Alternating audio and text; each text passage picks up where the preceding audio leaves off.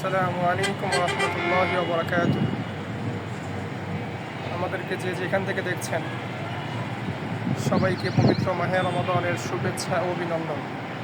আমি যেখানে দাঁড়িয়ে আছি আমার পিছনেই পবিত্র মাহে রমাদানের শুভেচ্ছা নিয়ে, নাজাত, মাগফিরাত, অফুরন্ত কল্যাণ নিয়ে যে মাসের সূচনা, সেই মাসের সূচনা প্রতীক সেই চাঁদ আমরা দেখতে পেয়েছি। আলহামদুলিল্লাহ, হাদিস শরীফে এসেছে, আল্লাহ রাসূল সাল্লাল্লাহু আলাইহি ওয়াসাল্লাম বলেছেন, তোমরা রোজা রাখো চাঁদ দেখে, ইফতার করো চাঁদ দেখে।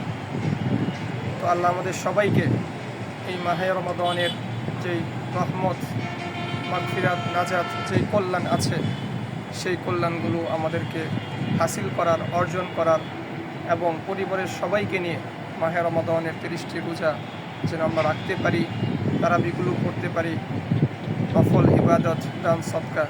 আল্লাহ আমাদের সবাইকে, আমাদের সকলের জীবনের মধ্যে এই রমাদান অফুরন্ত কল্যাণ বয়ে নিয়ে আসুক, এই কামনায় শেষ করছি। আসসালামু আলাইকুম ওয়া রাহমাতুল্লাহি ওয়া বারাকাতুহু। যারা দেখছেন আমাদের সেলিম ভাইয়ের এই পেজটাকে সবাই লাইক করবেন এবং এখানে শেয়ার হয়ে যুক্ত হয়ে থাকবেন।